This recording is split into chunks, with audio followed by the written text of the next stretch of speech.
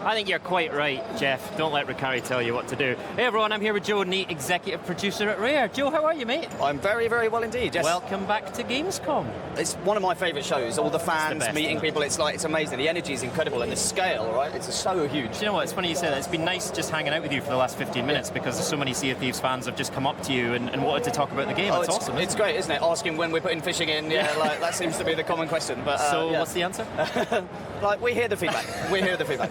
All right, good. So Cursed Sails has been out for about 3-4 weeks now? 3 weeks, yeah. How's the community been responding to that? Really great.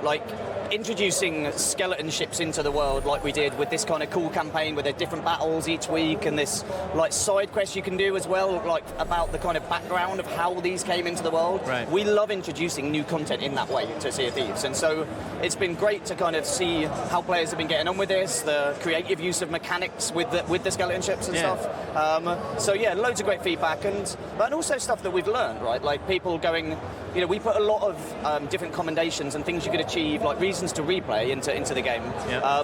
And we set them at different times and different weeks, and for some of our players that was a little bit too much. And so it's for the next Forsaken Shores campaign, we kind of dialing that back so that it's a bit more relaxed, a bit more chill. You've got more time and opportunity to go and do it and kind of take part in that campaign. So yeah, we're always learning. So when you go from Cursed Sails to Forsaken Shores to whatever you've got lined up in the future, what are you learning about player behaviour in each of those updates? Like with Cursed Sails, right, you've got alliances, you've got the skelly ships. What kind of behaviour have you seen that... The alliances stuff has been amazing to see how that has influenced player behaviour and just changed the interaction with people out in the seas, because I play Sea of Thieves as a fan, right? I've got the best job in the world. I get paid to be a fan of the game I work on. It's awesome. So I was playing at the weekend, and whenever I go in now, I always put the Alliance flag on. So anybody that sees me sees that shape of the flag, right. And so I'm hoping that they're going to not be aggressive towards me. And a lot of the time, you'll see someone will join your alliance or they'll shout to you over the speaking trumpet. So nice. It's really great to be able to signal your intent from distance and just those human interactions and behaviours. It's so unique to what our game is, I think. All right, so Forsaken Shores is literally on the horizon. Yes. What have you got coming up for us soon? So Forsaken Shores, loads of stuff, right? So I think hopefully we've got some footage that we're going to be showing off around the world, right? And so it's a volcanic world, and it's much more perilous than any other part of the world that we've put in. So you're still going to start in the parts of the world you currently start in, and you have to make a choice to venture to the Devil's Roar, which is the name of this area, right? And the volcanoes, sometimes they're going to be kind of dormant, they're not going to be going off, and so, but then you might get a little bit of tremors, a little bit of earthquake that gives you a signal that maybe something's not right on the island, and might lead you to now want to kind of maybe hide in a cave or get off the island and back to your boat and wait and see. It depends kind of what circumstances you're in, what stuff, how much loot you've got and everything. But then if it does kick off, you've got geysers which will fly you up into the air. If you're running across the island, you can get pinged up into the air. You've got rocks raining down. The water gets superheated around the islands too, so it becomes if you swim through it, you're gonna get cooked alive, right? And so that's why the rowboat is coming in alongside Forsaken Shores, which is you're going to find these in the world emergently, and you can then take it back to your boat and dock it to your boat and take it with you. But when that water's superheated, you can use the rowboat to kind of get through it, and you can fill it up with loot. And one of my favourite images actually from there was a video someone put together speculating about what they could do with this, and they just filled it with snakes and explosive barrels like the rowboat, and you can just imagine just push that off sailing to another ship, good luck. But I'm really looking forward to that creativity that players do with this. And so one other thing that's really cool that we're bringing in with the Forsaken Shores is a new quest for the merchants called cargo runs. So this is where you can take a cargo run on, you'll kind of get an ask from an NPC that will go, hey, I want you to deliver this stuff to this place in the world.